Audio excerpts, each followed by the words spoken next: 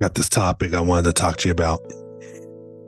I took some notes on it. I took a little bit of notes on it. It's kind of lengthy, but I was thinking about this, which is called we know it's wrong, but we choose to model this behavior anyway, right? And I was thinking about it like throughout history, people make the wrong choices in life, and their choices affect how we live today. They know they're doing wrong, you know, and they do it anyway. They do it anyway. And I was thinking about, in my own situation where I live, people are running red lights all the time where I live. Like I cannot go when I go out, you know, somewhere. It could be a short place, but I'm going to the store. At least three people are running red lights, right? And it causes all of us to react to it. So it used to be when the light turned green, right? You just take off. You barely even look, you take off. Now we're all affected. We have to hesitate and look. My wife calls it the 3-second rule or 2-second rule. And look, because somebody's coming through that red light. So just for our own safety, we have to do that. It was a couple of years ago, right? I was lucky if I saw one person all year long run the red light. But now it's all the time. And it's weird to me because we know it's wrong. Like when I'm talking about this theme, we know it's wrong, right? We know it's wrong to run the red light and we're doing it anyway. And the consequences are severe. There are more accidents, and these are severe accidents. I'm talking rollovers, deaths, right? Traffic is blocked all over the place. You're taking a huge risk when you run that red light, and these people are taking it, and these accidents are horrific because they took that risk, and they took the risk because they saw somebody else get away with it, so they decide to model that behavior. And it's the same with people hate when we talk about this, right? But it's the same with slavery, right? Slavery is the same thing. People say, "Oh, I always talk about slavery, this and that." Yeah, well, okay, but it's the same with slavery. I'm thinking the first man or whoever decided to bring slaves, and I don't care what the reasons are. People always give these reasons for slavery. I don't care. The first man or whoever decided to bring slaves, they had to know it was wrong. They had to know it was wrong to bring this person into bondage, right? People say, "Oh, there's slaves all over the place, this and that." Not like this kind of slavery, but even so, slavery is wrong. But the kind of slavery that was on Africans, woo, that was horrible, vicious, right? But anyway, they had to know it was wrong. But they brought the slaves in, and this was in 1619. Slavery was from 1619 to 1865, right? So, but that first generation that brought slaves in, they had to know it was wrong, right? But they convinced the masses to go along with it. And I believe they knew it was wrong, right? Everybody knew it was wrong, but they're doing it anyway. They're the slavery, and whatever the horrific episode went into slavery, that's the case. But then those people had kids, right? Now, those kids that became adults may not have known it was wrong, right? They may not have known it was wrong, but they were shaped by their environment, right? So now we have kids who don't, and they become adults who don't really know that this slavery is wrong, that these people aren't animals and that we shouldn't treat them this way. They don't really know because now they learn this behavior, right? Then they have kids. And they have kids, right? So you have all these generations from 1619 to 1865, right? Where they've just taught themselves that this was okay, that this is the way to go, right? And then it's the same with Jim Crow. Jim Crow was from 1865 to 1965. It was 100 years, right? We had an opportunity then to do the right thing, to free the slaves. They had this big war. They freed the slaves. They had the opportunity to do the right thing then. But what do?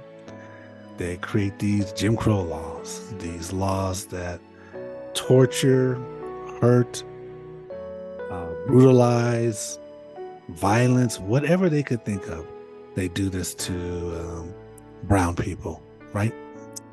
And this type of behavior went on for generation to generation. So it was learned, right? We're still stuck. We don't know, possibly it's the wrong thing to do. And it's a stretch. I'm saying it's a stretch, but I'm just proving a point. We made the decision to do something wrong. And then through generations, they learned this wrong, maybe not knowing that was the wrong thing to do. So we have this perception idea of what Black and brown people are. And it's not the case. It's not the case.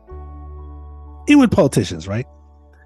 Even with politicians, we are trusting and relying on politicians that lie to us every day. And people use the excuse, oh, all politicians lie. No, not the way some politicians do. They don't. And we're supporting and backing criminal politicians, criminals, severe criminals, to the largest extent I've ever seen criminals, right? And some people say, oh, they're all criminals. No, they're not. But we're doing it knowing that it's wrong, justifying in our heads for some reason. It's just hard to figure out. So here we are doing wrong. Like people running red lights, we know it's wrong. People supporting these politicians, we know it's wrong, right? Practicing racist and biased behaviors, we do that all the time. We know it's wrong, and we're sitting there doing it. And then worse, there's this other group that does nothing, right? They do nothing. They know it's wrong. They do nothing. That's just as bad. You made a choice. When you choose to do nothing, and most people do nothing, but when you choose to do nothing, that's choosing the wrong thing. When you're trying to stay neutral, you have chose the wrong day. You've made the wrong choice. And I'll tell you what, and this is why it's like your non-actions are changing history. The changing the course of history. Your actions or non-actions are changing the course of history. That's how powerful you are. That's how powerful we all are, right? This is why many of us feel we don't have a choice, that we have to do the right thing. It's within our character. We're caring for our fellow man. We don't want to have inaction. We know our inaction is a choice. So we make that choice. I'm making a prediction though. One day, the world, the masses, is going to be full of people who make the right choice for the good of all. And it's just going to be the way it is, right? They've got a clue, they've overcome that environment, and they're going to make the right choices for all of us. Instead of making the wrong choices, running lights, they're going to make the right choices for the good of all. But they're going to look back on all these years that we've made, as Americans have made the wrong choices, whether through slavery, Jim Crow, or even now, where we made the wrong choices, and they're going to be scratching their heads in judgment on us. That here we are, we made these wrong choices, right? When we couldn't make the right choices. And some of you don't care that people are going to have that kind of judgment, that we have that kind of effect on history. But you look back on history now, like you can look back on certain things in history, like the civil rights period. And this country, when it looks back on the civil rights period, it looks back with pride. You know what I'm saying? But then when you look back on other history with other countries, world history, where people were destroying stuff, it's a taint. It's a black mark on history. And that's what I'm saying that's going to happen in this country. We're going to look back on inaction of people, or people making the wrong decision, and it's just going to be a black mark. And I don't think we want that. I don't think we want that. People are saying now, they say, I'm not that way. Things are different now. And slavery and Jim Crow was a long time ago. It has nothing to do with today. That's what people are saying. And worse, people are saying, racism doesn't exist anymore.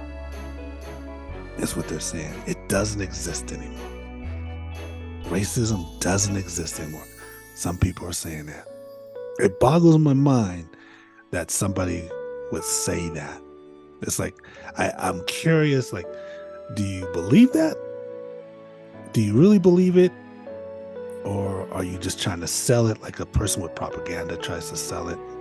Is my guess. Or is it some sort of cop out? I don't know.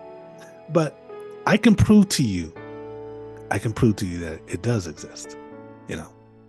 And the reason why I say I can prove to it, because we are all groomed by our environments. We're all groomed by our environments. So I gave the example about slavery, how it started, it was wrong, right?